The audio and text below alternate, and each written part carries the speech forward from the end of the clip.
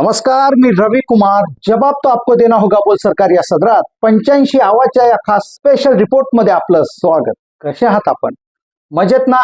मजेत राहा, हिट राहा, फिट राहा आणि हो, आरोग्याची काळजी घ्या। चला तर मग विषयाकडे वळूया।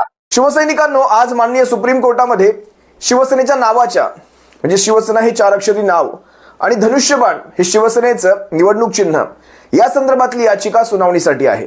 मी आहे यासाठी म्हणतोय, अजूनही ती संपलेली नाही किंवा अजूनही तिच्यावर सुरुवात झालेली नाही। ही याचिका जवळपास 36व्या क्रमांकावर लिस्टिंगला आहे। आज माननीय सुप्रीम कोर्टामध्ये, आज म्हणजे बुधवार, ही याचिका सुनावणीसाठी घेण्यात आलेली आहे। पण ही कितपत जाईल, तिथपर्यंत 36व्या क्रमांकापर्यंत कितपत जाईल याची मात्र अजूनही शाश्वती खात्री काहीच देता येऊ शकत नाही। 36वा क्रमांक हा फार जास्त झाला। जवळपास 7व्या 8व्या ते 10व्यांपर्यंत एखादी याचिका सुनावणीसाठी येऊ शकते त्या दिवसामध्ये। आजही माननीय सुप्रीम कोर्टामध्ये शबरीमाला केस ही या केसपेक्षा जास्त महत्त्वाची आहे, त्यासाठी या केसवर जास्त वेळ दिला जातोय। त्यामुळे आज कदाचित शिवसेनेची केस येईल नाही येईल हे मी सांगू शकत नाही। पण आज या केसच्या संदर्भात, शिवसेनेच्या ह्या केसच्या संदर्भात तुम्हाला काही फॅक्ट्स सांगतो जे तुम्हाला ऐकणं फार गरजेचं आहे। अतिशय महत्त्वाच्या गोष्टी। ज्यावेळेस म्हणजे बघा, आता जवळपास 3-3.5 वर्षांपासूनचं हे पेंडिंग प्रकरण, अनेक केसेसची ओझी शिवसेनेची केस वाहत आहे। अनेक केसेस, जसे हे शबरीमाला प्रकरण असेल, कुत्र्या मांजरांची, भटक्या कुत्र्यांची केसेस असतील, त्यानंतर समलैंगिकांचं प्रकरण असेल, दिल्लीतलं प्रदूषण असेल, जागतिक हवामान असेल, या सगळ्या केसेस या घटनात्मक केसपेक्षा जास्त महत्त्वाच्या आहेत। म्हणून मी म्हटलं, अनेक केसेसची ओझी ही शिवसेनेची केस वाहत आहे। याच्यामध्ये आणखी अनेक काही केसेस आहेत। मी त्या आता सगळ्या इथे घेतल्या तर हा व्हिडिओ फार मोठा होईल। विचार करा, ज्या केसच्या आधारावर भारताची लोकशाही टिकेल की नाही टिकेल हे सर्व अवलंबून आहे। म्हणजे घटनात्मक पेच ज्याच्यामध्ये आहे, ती केस माननीय सुप्रीम कोर्टामध्ये गेल्या 3 वर्षांपासून आपण पाहतोय कशा प्रकारे धुळखात पडलेली आहे त्या केसची फाईल। बरं, ही अंतरिम म्हणजे अंतिम सुनावणी आहे। याच्यावर कुठलाही सबमिशन्स, पुन्हा पहिल्यापासून शून्यापासून सुरुवात असं काहीच नाही। ही अंतरिम, याच्यामध्ये तुम्हाला फक्त निर्णय द्यायचा आहे, काही गोष्टी ऐकून घ्यायच्या आणि फक्त निर्णय द्यायचा आहे। जर खऱ्या अर्थाने या केसवर निपटारा लावायचाच असेल, कारण तुम्ही पाहिलात नोव्हेंबरमध्ये स्वतः सुप्रीम कोर्टाने विलंब मान्य केला होता, पण मान्य केलेला विलंब, त्याच्यावर तुम्ही दिलेल्या तारखा, त्या तारखांवर तुम्ही किती जागलात, या सगळ्यांवर मी तुम्हाला काही व्हिडिओ दाखवतो। सगळ्यात प्रथम आता डी.वाय. चंद्रचूड यांनी आपल्या कार्यकाळामध्ये, ज्यावेळेस ही केस त्यांच्याकडे होती, त्या काळामध्ये ज्यांच्या बाजूला बसून हे कार्यक्रम साजरे करत होते इकडे तिकडे फिरून, खरं तर मला अजूनही विचार पडतो की ही माणसं ही खरंच मोठ्या पदांवरची आहेत का? म्हणजे मोठ्या पदांवर राहून तुम्हाला जर प्रोटोकॉल कळत नसतील या एवढ्या मोठ्या माणसांना, कारण सीजीआय म्हणजे फार फार फार मोठं पद झालं, यांना प्रोटोकॉल कळत नसतील, ज्या व्यक्तीच्या विरोधात आपल्या समोर, आपल्या कोर्टामध्ये ज्याचे आपण प्रमुख आहात, हेड आहात, तिथे आपली याचिका आहे, ज्या व्यक्तीच्या विरोधात, त्याच व्यक्तीच्या बाजूला बसून, त्याच व्यक्तीला तो मानसन्मान देऊन तुम्हाला नेमकं याचिकाकर्त्यांना खिजवून दाखवायचंय का? जर हा पहिला व्हिडिओ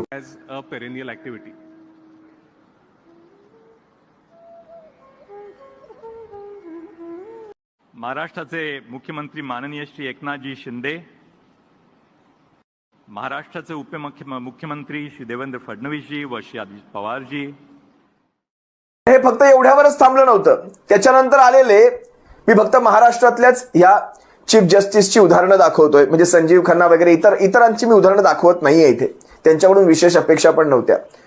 पण ज्यांना आपण भीमाचा पुत्र म्हटलं, ज्यांना आपण संविधानाची जाण आहे असं म्हटलं, ते जस्टिस B.R. गवई यांनी तर महाडच्या कार्यक्रमामध्ये भरत गोगावलेला भरत शेठ असा उल्लेख करून त्या झाडी डोंगरची मजा घेतली, जोक मारले। सुप्रीम कोर्टाचे जज, आपण त्या सुप्रीम कोर्टाच्या जजेसने जोक मारण्याची जागा तरी कमीत कमी पाळायला हवी होती। आपण कुठे जोक मारतोय? आपण मीडिया समोर आहोत, आपल्याला महाराष्ट्र पाहतोय, लाखो शिवसैनिकांची मनं तुटतायत। ज्या माणसाला आपण भरत शेठ म्हणताय, त्याच्या झाडी काय डोंगर हे सगळे डायलॉग तिथे काढताय, हे कितपत योग्य होतं? हा दुसरा व्हिडिओ पहा। शिंदेंच्या बंडावर सुप्रीम कोर्टाचे न्यायमूर्ती भूषण गवईंनी मिश्किल प्रतिक्रिया दिली आहे। गुवाहाटीच्या शिलेदारांमध्ये गोगावले पुढे असल्याचंही गवईंनी यावेळी म्हटलं. पुढे काय डोंगर काय झाडी म्हणत कार्यक्रमामध्ये एकच हशा पिकवला.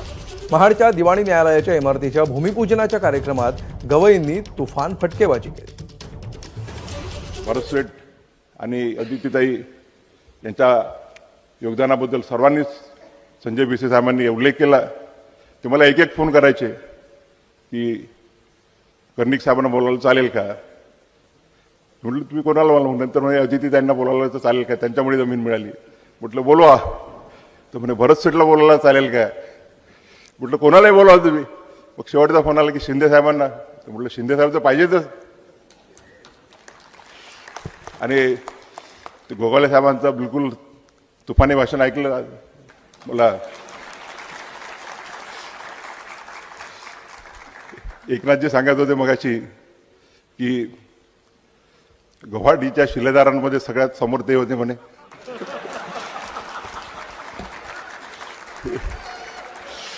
पुढे बोलत नाही कारण की काय ते डोंगर, काय त्या झाडी आणि काय ते हॉटेल. आणि आता सगळ्यात महत्वाचा व्हिडिओ मी तुम्हाला दाखवणार आहे. मी तुम्हाला 2 उदाहरणं दाखवतो. याच भूषण गवईंची 2 उदाहरणं दाखवतो, ज्यामध्ये भूषण गवई एका ठिकाणी नाराजी व्यक्त करतायत की त्यांना पहिल्यांदा ज्यावेळेस चीफ जस्टिस ऑफ इंडिया म्हणून महाराष्ट्रात आले, त्यांची अपेक्षा अशी होती की माझ्यासोबत पोलीस महासंचालक, मुंबईच्या पोलीस संचालकांनी किंवा राज्याच्या चीफ सेक्रेटरी यांनी यायला हवं होतं, मला रिसीव्ह करायला हवं होतं. प्रोटोकॉलचा भाग आहे. प्रोटोकॉलचा भाग जर चीफ जस्टिस ऑफ इंडिया यांना हवा असेल, म्हणजे खरं तर प्रोटोकॉल आहे तो, पण आपण किती प्रोटोकॉल पाळतात. आपण अशा कार्यक्रमांमध्ये खुल्यामध्ये ज्या केसचे आपल्या समोर, आपल्या कोर्टासमोर ज्या केसेस आहेत त्याच्यावर तुम्ही जोक करता. आपण किती प्रोटोकॉल पाळता. आणि सगळ्यात महत्वाचं एक व्हिडिओ मी तुम्हाला दाखवेल. तत्पूर्वी जे नाराज झाले chief justice of India Bhushan Gavai त्यावेळेचे काय म्हणाले होते एकदा पहा.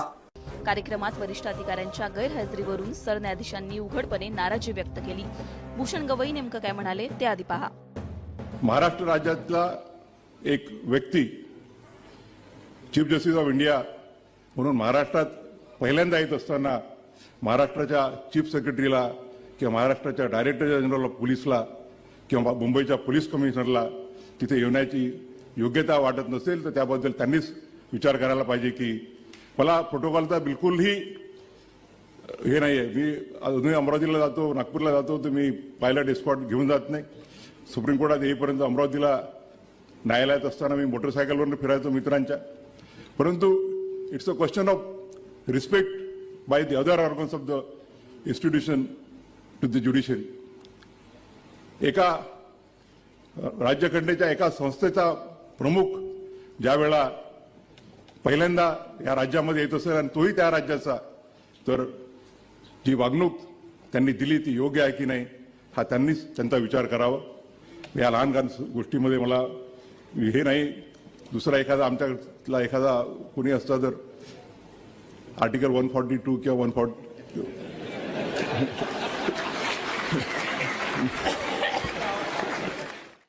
माजी सरन्यायाधीश काय म्हणतायत. It's a question of the respect by the other organ of the institution to the judiciary. खर तर हा अधिकार आहे का त्यांना, नैतिक अधिकार हे सगळं विचारण्याचा. ते म्हणतायत देशाचा सर्वोच्च न्यायाधीश ज्या राज्याचा आहे, ज्या राज्यातून आहे, तो त्या राज्यात पहिल्यांदा येत असताना म्हणजे राज्याच्या पोलीस महासंचालकांना, मुंबईच्या पोलीस आयुक्तांना किंवा चीफ सेक्रेटरींना यावंसं नाही वाटलं पहिल्यांदाच येत असताना, बरं का. त्यानंतर ते म्हणतायत आमच्यातला दुसरा कोणी असता तर आर्टिकल 142 वगैरे म्हणताना मागून टाळ्यांचा कडकडाट झाला, तो हशा पिकला वगैरे वगैरे. म्हणजे त्यांनी म्हणजे एक अलिखित तंबी दिली या तिघांनाही, ज्यांची नावं मी इथे घेतली. मला एक सांगा, जर तुम्ही अशा प्रकारे एक आदर अपेक्षित करता तर त्या पदाला, म्हणजे त्या पदाचा आदर ठेवा म्हणताय तुम्ही, त्या पदाला साजेसं असं कार्य तुमच्याकडनं झालं का. बरं, साजेसं कार्य तर झालं नाहीच नाही. आपल्या आईंनी सुद्धा आपल्याकडनं बऱ्याच अपेक्षा ठेवल्या होत्या. त्या आईंचा सुद्धा व्हिडिओ आहे माझ्याकडे की हा भीमाचा पुत्र, हा माझा पुत्र शिवसेनेला न्याय देईल. मी तेही व्हिडिओ दाखवेल, आज नाही दाखवत पण तेही व्हिडिओ दाखवेल. सगळे व्हिडिओ ठेवलेले आहेत मी. मी कुठलेही व्हिडिओ काढत नाही. पण आज ज्या वेळेस हे माजी सरन्यायाधीश तिथे बागेश्वर धाम, काय नाव त्या महाराजाचं, त्या महाराजाचं नाव काहीतरी शास्त्री म्हणून आहे, धीरेंद्र शास्त्री म्हणून, बागेश्वर धाम, धीरेंद्र शास्त्रीच्या बागेश्वर धाम आश्रमामध्ये महाराजांचे आशीर्वाद घेण्यासाठी तुम्ही जाता. बरं, तो महाराज त्याच्या ट्विटर अकाउंटवर, त्याच्या फेसबुक अकाउंटवर हे स्पष्ट टाकतोय की भारताचे माजी सरन्यायाधीश, त्याला कमीत कमी एवढं सांगायला हवं होतं की तू ज्यावेळेस माझ्या नावाचा उल्लेख करशील माझ्या मागे सरन्यायाधीश लावू नकोस. कारण भारताचा सरन्यायाधीश एखाद्या बाबाचा अशा प्रकारे आशीर्वाद घेत असेल तर समजा उदाहरणार्थ आता त्या बाबावर सुद्धा अनेक एलिगेशन्स आहेत, अनेक आरोप आहेत. ज्या लोकांनी त्या बाबाच्या विरोधात समजा एखादा आरोप केला असेल, त्यांची केस एखाद्या सुप्रीम कोर्टाच्या कुठल्या बेंच समोर पेंडिंग असेल, सुनावणीसाठी असेल, तर तुम्ही त्या केसेसवर दबाव नाही टाकत का? सरन्यायाधीश त्याच बाबाचे जाऊन आशीर्वाद घेत आहेत. हे कितपत योग्य आहे? मला खरंच न्याय व्यवस्था कुण्या दिशेला चालली आहे हेच कळत नाही. जरा एकदा हा व्हिडिओ तुम्ही पाहावा. मध्य प्रदेशातील वादग्रस्त बागेश्वर धाम सरकार असा नावाने प्रसिद्ध असणाऱ्या बाबाकडे भारताचे माजी सरन्यायाधीश BR गवई यांनी सहकुटुंब भेट दिली आणि या बागेश्वर बालाजीचं दर्शन घेतलं. त्यांच्यासोबत गवई यांच्या पत्नी तेजस्विनी गवई आणि मुलगा ज्योतिरादित्य गवई उपस्थित होते. यावेळी गवई कुटुंबानं विधीपूर्वक पूजन करत देशाच्या प्रगतीसाठी प्रार्थना केली. दर्शनानंतर त्यांनी धीरेंद्र कृष्ण शास्त्रींची भेट घेऊन आशीर्वाद घेतला. या भेटीत धार्मिक आणि सामाजिक विषयांवर चर्चा झाली. शास्त्रींनी एखाद्या चीफ जस्टिस ऑफ इंडिया, बरं माजी का असेना, त्यांनी अशा प्रकारे एखाद्या बाबाचं जाऊन आशीर्वाद घेणं हे खरंच म्हणजे तो बाबा CJI पेक्षा मोठा आहे का? मला खरंच नवल वाटतं. आपल्यासारखी व्यक्तिमत्व हे असं कसं वागू शकतात? म्हणजे त्या माणसाने कुठेतरी एक चप्पल फेकून मारली होती, मी ऐकलं होतं. मागे एक बातमी झाली होती. खरंच तो माणूस चुकीचा होता की बरोबर होता हे मला अजूनही सांगता येत नाही. आता त्यावेळेस मी म्हणत होतो त्या माणसाने चूक केली, पण आता मी ते माझं उत्तर मागे घेतो आणि मी आता कन्फ्यूज मोडमध्ये आहे, मी गोंधळात आहे. तो व्यक्ती बरोबर होता की चुकीचा होता मी अजूनही सांगू शकत नाही. भारताची न्याय व्यवस्था अशी रसातळाला जाताना ज्यावेळेस भविष्यामध्ये प्रश्न विचारला जाईल कुठले कुठले सरन्यायाधीश या सगळ्यांमध्ये सहभागी होते, तर त्यावेळेस मात्र वाईट वाटतं. तुमचं नाव त्याच्यामध्ये कदाचित असूही शकतं, माहित नाही. तुम्हाला आणखी एक उदाहरण दाखवू. मी तुम्हाला असीम सरोदेंचं एक उदाहरण दाखवतो. त्यामध्ये असीम सरोदे एक त्यांचं लाईव्ह एक्झाम्पल सांगतायत, जे घडलेलं आहे, त्यांच्या समोर घडलेलं आहे. तुम्ही हा व्हिडिओ पहा.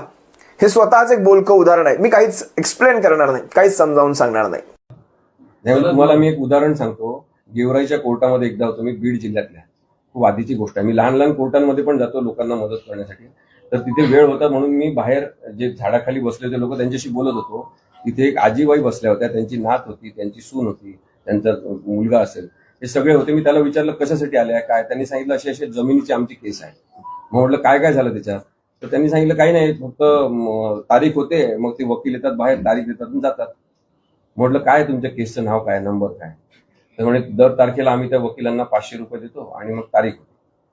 मी जेव्हा माहिती घेतली तेव्हा मला कळलं की त्या कोर्टामध्ये त्या माणसांची कोणतीच केस नाही, पण साधारणतः 2 वर्षापासून 500 रुपये घेण्यात येतो.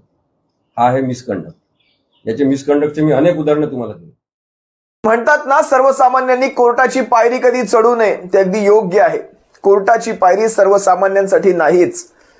इथे आयुष्य जातं, घरदारं विकावी लागतात, पण न्याय काही मिळत नाही.